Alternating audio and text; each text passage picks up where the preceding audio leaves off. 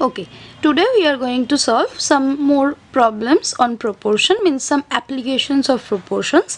Let us see what they are telling. Okay, now if I choose question number 7 from your book, so let's read the question first. The number of pages in a book is increased from 360 to 540. Okay, means there were 360 pages in a book, then after increasing we got 540, means after adding this is the final number. Okay, the price is increased in the same ratio.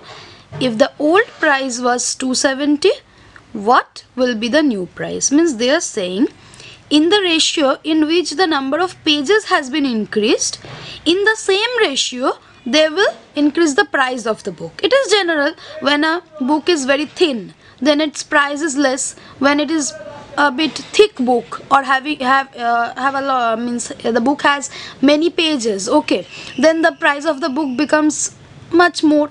Okay, so in the same way they are telling that in the ratio in which they have increased the number of pages, in the same ratio they will be increasing the price of the book.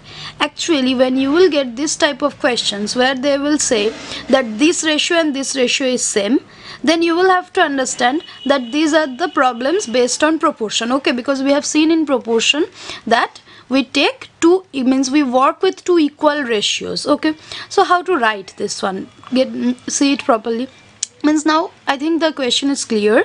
They are saying that if 30 pages are there, sorry, 360 pages are there, the price is 270, then 540 pages if there are in the book, then how much will be the price of the book. Okay, so see, first write down whatever are given. Okay, so now number of pages in a book is increased from 360 to 540. Okay, the old cost of the book is 270. Okay, new cost is increased in the same ratio as that of the increase in pages. This is given in the question, so I have just written this one. Now let us consider the new cost to be rupees x. Okay, so we have got the values in such a way that when there were 360 pages the price was 270, when there is 540 pages the price is x. Okay, so I can tell now that the ratio of this two is equal to the ratio of this two. Okay, because the increase ratio is equal to the increase in price ratio. This is only told in the question, no?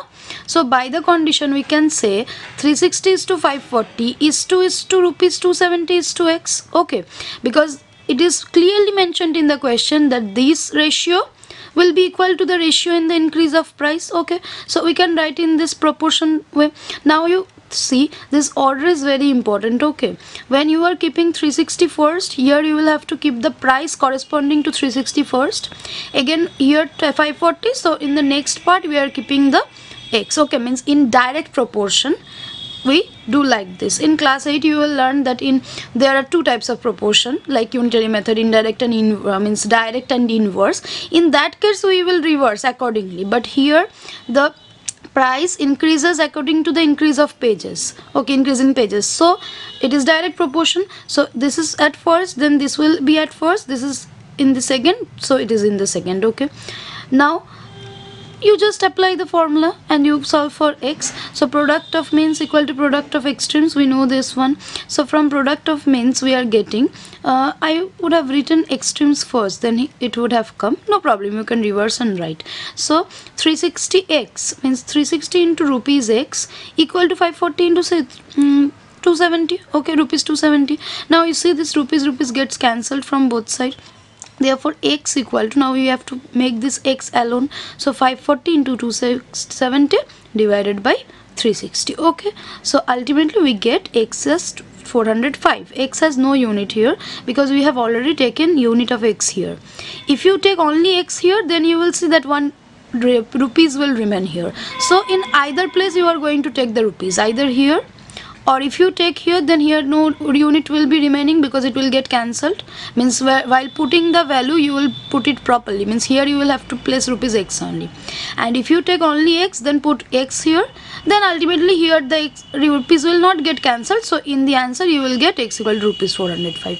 So only at one place you are going to place the unit, be careful. So ultimately we get, what was x? The new price. The new price of the book or the new cost of the book is 405. Then you write the answer again. Okay, So this is the thing, nothing. So what is the meaning? That when the number of pages was 360, price was 270.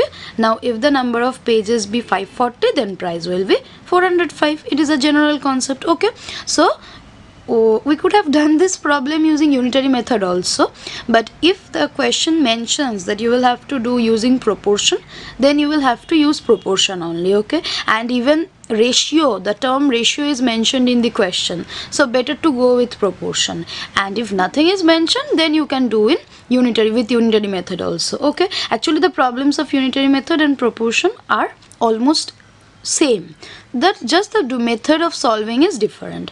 Now let us see another sum. Okay, see this question, what they are telling. Two friends bought a house for rupees 45 lakhs. Neeraj paid 20 lakhs and Sanjeev paid the rest. Okay, 3 years later they sold the house for 63 lakhs. How much should Neeraj receive from the sale? So what they are telling, that two friends, they together bought a house, okay, which was worth rupees 45 lakhs. Now they had a deal that Neeraj will be paying 20 lakhs and Sanjeev will pay the rest. So from here you can understand that Sanjeev will be paying 45 lakh minus 20 lakhs, that is 25 lakhs. Okay, means here we can see that Sanjeev is paying 5 lakhs more than Neeraj. So accordingly, when they will sell the house after 3 years at 63 lakhs, now they have asked what will Neeraj get. Obviously Neeraj will not get the half part, okay, because while buying the house Neeraj did not give half of the price, no, Neeraj gave it in a certain ratio. Means if we consider the ratio of 20 lakh to 25 lakhs, so it will be 4:5. Means of the total parts Neeraj gave 4 parts. We will find the ratio, we don't get panicked. So 4 parts, and Sanjeev gave 5 parts. So accordingly, when the house has been sold, this money should be divided into 9 parts, and Neeraj will get 4 parts and Sanjeev will get 5 parts. Okay, so how we are doing? See this sum. Now be careful, we cannot directly put this in proportion. We can, but it will be a bit difficult for you in class 7. So what we are going to do, we will be using the concept of ratio here. Okay, we are not using proportion here. So how will you do? See it. So total price of the house is 45 lakhs. Okay, amount Neeraj paid is 20 lakhs. Okay, Sanjeev paid the rest, it has been told in the question. So amount paid by Sanjeev, what will be it? 45 lakh minus 20 lakh, that is 25 lakh. Okay, up to this it is okay. Now first we will pay that the ratio of money paid by Neeraj to that paid by Sanjeev, because they did not pay the equal amounts. So now we have to find that how much part did who give. Means he gave something, he gave something. So in how many parts they have given, we will have to find that. So what we do, we are just finding the ratio of 20 lakh to 25 lakhs. You just cancel everything. Ultimately you are going to get 4:5. What does this mean? In the first part only, while teaching ratio only, I have told you that this 4:5 means this is 4 parts, this is 5 parts. That means Neeraj gave out of the total amount of which was required to buy the house, Neeraj gave 4 parts and Sanjeev gave 5 parts. So accordingly, this is general concept or general logic, that when the house will be sold out, Neeraj will receive 4 parts of the money which they will get after selling the house, and Sanjeev will get 5 parts. That is a fair deal, na? Okay, so what we will do, thus they will receive the money in the same ratio as they have paid. This is not given in the question, this you will have to understand. Okay, now you see the selling price of the house is 63 lakh. This is the total. Okay, do not think this is the part of Neeraj or Sanjeev, this is always the total.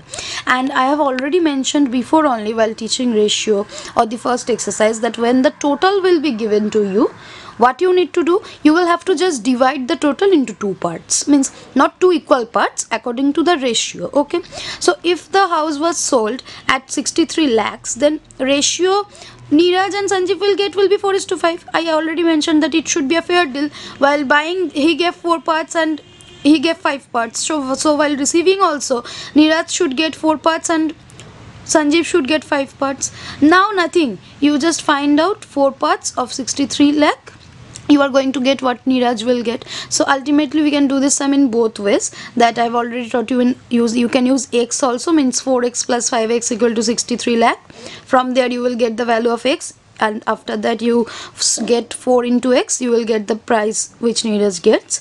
Or else you do in the method which you have learnt in class 6, that total parts equal to 4 plus 5 equal to 9. So out of this 9 parts, Neeraj will receive 4 parts, means the fraction or the amount Neeraj will receive is 4 by 9 into 63 lakhs.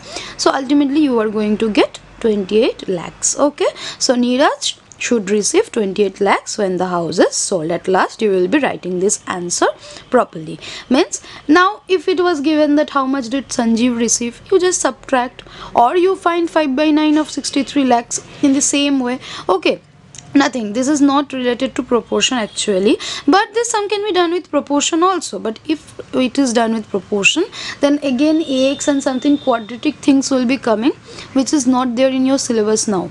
Okay, so we will be solving this using ratio. I hope you understood this question. So whenever this type of sums will be given, first find the ratio of the given things, then you use that ratio to find the next one. Okay, like this property, money, these questions may come in your examination. Okay, so let's see the next sum now. Okay, see what they have told in the question. If 25 persons can dig a trench 36 meter long in one day, then find the number of persons required to dig a trench in one day which is 108 meter long. Okay, so what they are telling, if there are 25 people, they can dig a trench of 36 meter in one day. We would just ignore this one day because in both cases one day is given, so no need of comparing that. Now we will have to see that when we are given with two parameters, that persons and length of the trench. Okay, so if 25 people are involved, they have given persons, better you write people, so the length of the trench is 36 meter. Okay, now they are asking that how many persons or people should be involved to dig a trench which is 108 meter long. Trench means earth is dug out. Okay, means a hollow space is made in the ground. Okay, now you will feel this is a unitary method question. Okay, but what the thing is, because this is from the chapter ratio and proportion, and in examination also if they tell you in bracket, sometimes they mention that you will have to solve using proportion, means by the method of proportion, so you will have to do it by proportion. In unitary method it is very easy because this is direct proportion. You can see that it is general, that if when you will employ more people, more work will be done. Okay, so this is direct change. In unitary method you have already studied, so we are going to solve this using direct proportion. Okay, we are not using unitary method here. In examination if nothing is mentioned, you can use unitary method also. Now see what it has been told. Given number of men required to build 36 meter long trench in one day equal to 25, we are considering that let the number of men required to build a 100 meter long trench in one day equal be x. Okay, means for 36 meter 25 people are required, for 108 meter x people are required. So it is very easy now. By the condition, what is happening, 36 meter requires 25 people, so 108 meter will require x people. We can take them in this side also, you can write in this way also, 25 is to x is to 36 meter is to 100 meter. Okay, means you can write in any way, but the thing is you will have to be careful that when you are writing 36 meter at the beginning, so here also after this double colon, the means the parameter corresponding to 36 meter should be here. Means here means what is happening actually, 36 meter is to 25, means you are keeping 36 means the length here, so here also you will have to keep the length. Here you are keeping the number of people, so here also you will be keeping the number of people. Okay, or we might have done in this way also, which I was telling. Okay, that if you write in this way, that 36 meter is to 108 meter, then is to then corresponding to 36 what is there, 25, so this will come 25 is to x. In this way also it will be same. Okay, so you just have to be sure that here 36 meter, so here also meter means lengths, and In the second part, here 25, so here x. Okay, you cannot reverse the order. Reversing of order will be done in inverse proportion, but we do not have that now. Or this one, whatever you write, ultimately we are going to apply that product of extremes equal to product of means. So ultimate, when you will solve, so this one is x into 36 meter equal to 25 into 108 meter. So x equal to 25 into 108 meter whole divided by 36 meter will come in the denominator. Now you see meter gets cancelled. Okay, and 36 and this one 3. So ultimately we are going to get the value of x as 75. Okay, you should be careful about the units here. Okay, here unit will not remain because number of people, it will come in number only. Thus 75 men are required. Okay, so at the last you will be writing the answer. 75 men are required to build a 108 meter long trench in one day. This was very easy because you can see only that 36 meter 100 meter is thrice of 36 meters. So when you are required to do the thrice work in the same time, because one day is remaining one day only, so we will have to employ thrice the number of people. Okay, so in this way we can do the sums using proportion also. Okay, all the unitary method sums which we have done, it can be solved by proportion, even direct and indirect, means inverse. We need not do it now, we will do that in class 8. Okay, now whatever is given, you just do that. Now let us see a few more sums. Okay, now see this question, what has been told. The ratio of the areas of two squares is 4:5, means you are provided with two squares whose areas are in the ratio 4:5, means from here you can understand that the squares are not of equal size. Okay, if the area of the bigger square is 475 centimeters square, what is the total area of both the squares? See, this sum can be solved using proportion as well as it can be solved using normal ratio also. Okay, actually in this chapter you will see that the sums which are given in first exercise can be solved using proportion. Again, the sums which are given in the second exercise you can solve them using unitary method, ratio. These chapters are very versatile. Okay, you can solve in any method. You will have to just keep in mind, when the total will be given, that time you use ratio, do not use proportion at that time. But when the parts will be given, for such, here you see the bigger square's area is given. Okay, so here you can use ratio also or you can use proportion also. So let us see how will we do the sum. So given the area of the two squares is 4:5. Okay, now area of the bigger square equal to 475 centimeters square. Okay, now I am considering the area of the smaller square to be x. See here, with x I have not taken any unit. Okay, if you take unit, then there no unit will be coming, whatever you like, no problem. Now by the condition, what is happening? 4:5 is to x is to 475 centimeters square, because you see the ratio is 4:5. Again, the ratio of the areas will also be the same, na? So we can write it in proportion, means corresponding to 4 the area of the smaller square is there, and corresponding to 5 the area of the bigger square. So we have already written it in proportion. Now this is the important step. As soon as you write this in proportion, nothing is left. Now you use the formula. So we will do, we know product of means equal to product of extremes. So ultimately it will be coming 5x equal to 4 into 475 centimeters square. So when you solve, you are going to get x equal to 380 centimeters square. So ultimately we are going to get that the area of the smaller square is 380 centimeters square. But this was not the question. The question was that you will have to find the sum. So you just find the sum. 1 is already provided to you. You just add 380 to it. The sum is 855 centimeters square. So the required sum is 855 centimeters square, which is the option C. Okay. So what we did here, we just considered the smaller area to be x and we just placed it in proportion, because the ratio, this ratio and this ratio is same. Now because it is given only that their ratio is 4:5. So this is in simplest form and this is in not in simplest form. So when we take in proportion and we solve, we are going to get directly, we are going to get the value of the smaller flat. Okay, sorry, not flat, square. Okay, so this is one way of solving it. Let's see another way. This is the method of using proportion. Okay, now let's see how to solve it using For solving using ratio, I have not elaborated it here. You just, if you want to solve in this way, you just write proper statements. So we are given that the ratio is 4:5. Okay. Now as we take, let the common factor be x, means the factor which has been cancelled. So from there we can say that the areas are 4x and 5x. Now as per your question, 475 square is not the total area. Okay. So you cannot take the sum here.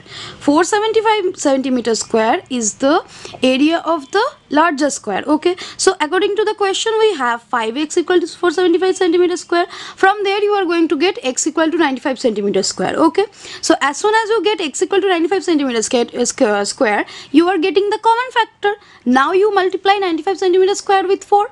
So you will get the area of the smaller square. Okay, same area you will be getting. Now you add and give the answer like the previous one. So you see here we did the sum using proportion at first, then we used ratio to do it. Okay, so any method can be applied to do, but again if there is a condition that if it is said that you will have to do using proportion, then no way out, you will have to do it using proportion only. Okay, next let us see one challenging sum. See what they have told in this question. What should be added to each of the numbers 39, 42, 9 and 10 to get the numbers which are in proportion? Okay, now they are asking you that which number, only one number, should be added to all these four. Okay, means one at a time you will add to get the numbers which will be in proportion. You can see that 39, 42, 9 and 10 are not in proportion. Okay, you check it for 39, 42 and 9 and 10 will not give you any similar ratios. But they are asking that if you there is a condition that if we add something, we will get the numbers in proportion. Okay, so how to do it? Then write in this way, given numbers 39, 42, 9 and 10. Okay, now we consider that we are adding x to each of them. So let x be added to each of them to get the numbers which are in proportion. Okay, so by the condition what will happen means after you add x to each of them, what you will get? 39 plus x, 42 plus x, 9 plus x, 10 plus x, that na. So ultimately by the condition it is coming 39 plus x is to 42 plus x is to 9 plus x is to 10 plus x. They have told you that when you are going to add x to it, we do not know the value of x. From here we will get it. When you are going to add x to it, the numbers will be in proportion. So we use that condition. Now you apply the formula that product of means equal to product of extremes. So now this product, you be careful, you will have to use the algebraic concept. Okay, so product of means the middle two terms, full and the extremes. Okay, now you multiply them carefully. We already know that you will have to multiply term by term, means 42 into 9, 42 into x, again from here x into 9, x into x. Okay, which will give us this thing. Do it carefully. Again from here also 39 into 10, 39 into 10, this is this. Okay, now you see here is also 1 x square is there, here also 1 x square, positive x square is there. So if you take it to that side, ultimately it will be subtracted. So what we can do, if similar signs are there, we just cancel it. Okay, now we are left with these things. Now you add this one, 42 plus 9, it will give you 51x, and here also it is 49x. Now you shift this x to that side and you bring this to this side. So ultimately we are going to get 2x equal to 12 and x equal to 6. That means if you add 6 to each of the numbers, means 39 plus 6, 42 plus 6, 9 plus 6 and so on, you are going to get the numbers which you will get will be in proportion. Okay, so 6 should be added to each of the numbers. Answer, the required number is 6. You can check it yourself. You see, if you add 39 plus 6, you will get 45. 42 plus 6 is 48. Okay, so 45 and 48, what is the ratio? It will be coming to be 15 by 16. Okay, in the same way, if you add 6 to 9, 15, 6 to 10, 16. So ultimately this also comes 15 by 16, this also comes 15 by 16. So our condition is true. Okay, so this type of sums are generally given. These are naturally given in class 10 also. Okay, so this is a good sum. If you can remember, then it is very good. Sometimes they even say that